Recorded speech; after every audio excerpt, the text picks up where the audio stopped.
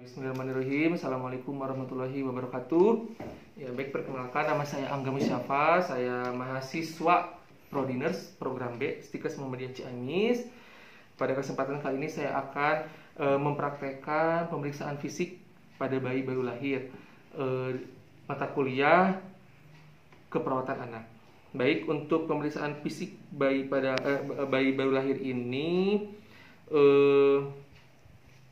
artinya kegiatan pengkajian fisik yang dilakukan oleh perawat atau bidan terhadap bayi baru lahir. Kemudian tujuannya untuk memastikan keadaan fisik bayi baru lahir dalam keadaan normal atau abnormal. Kedua, untuk mendeteksi apakah adanya penyimpangan atau tidak.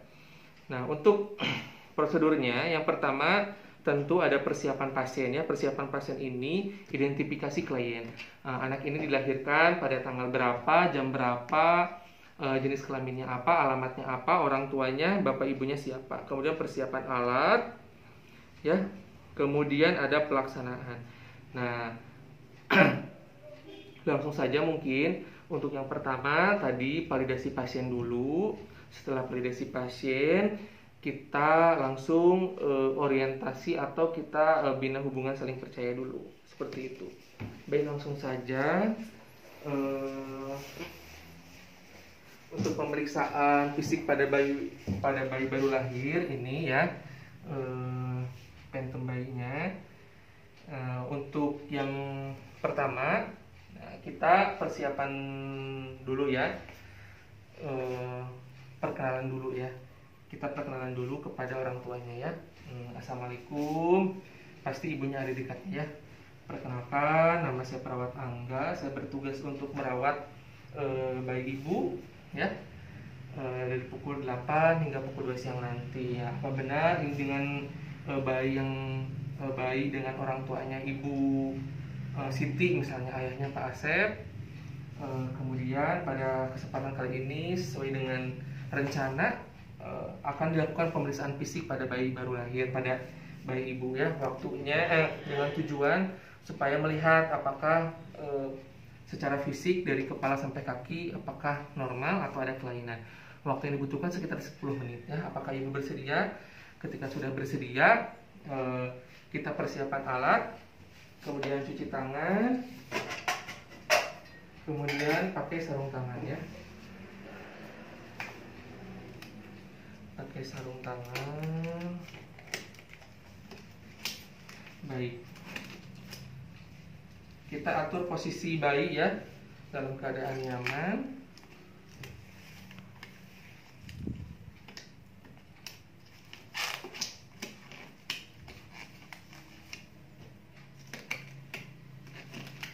Ya, baik.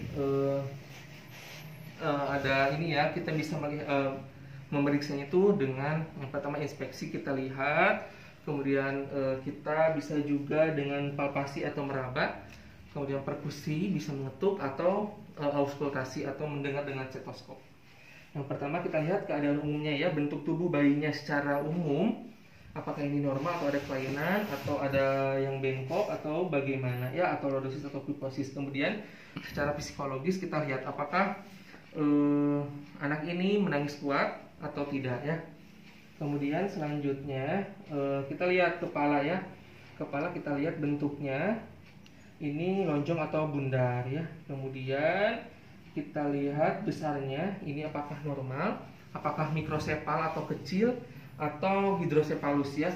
Ini normal ya.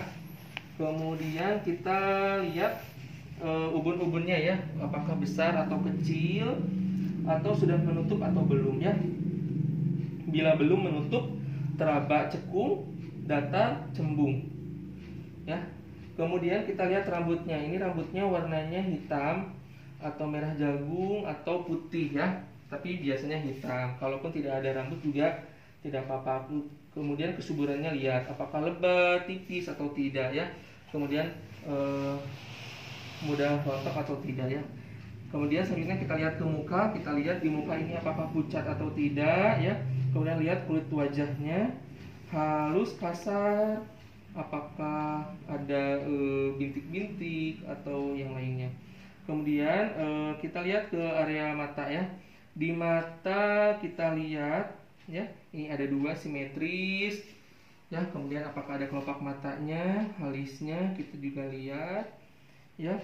Setelah itu kita lihat, perhatikan di matanya ada sesuatu kelainan atau tidak.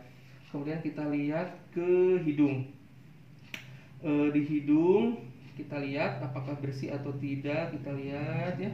Kemudian apakah bayi terlihat pilek atau tidak. Kemudian selanjutnya di mulut, kita buka mulutnya apakah bersih atau tidak.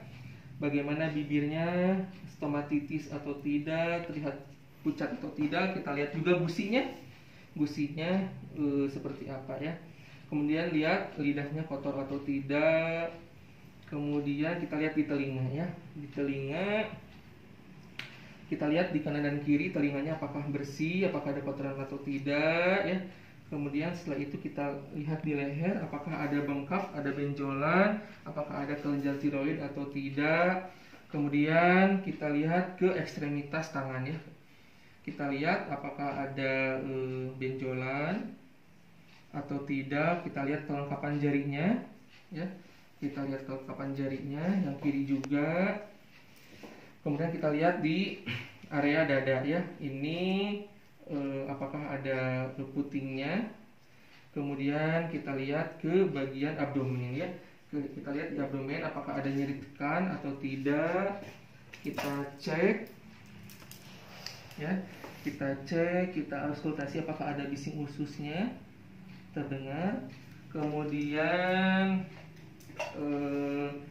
selanjutnya kita lihat ke ekstremitas bawah ya, ke kakinya. Kita lihat di kakinya apakah ada kelainan atau tidak, nyeri tekan atau tidak, simetris ya. Kemudian lihat kelengkapan jarinya.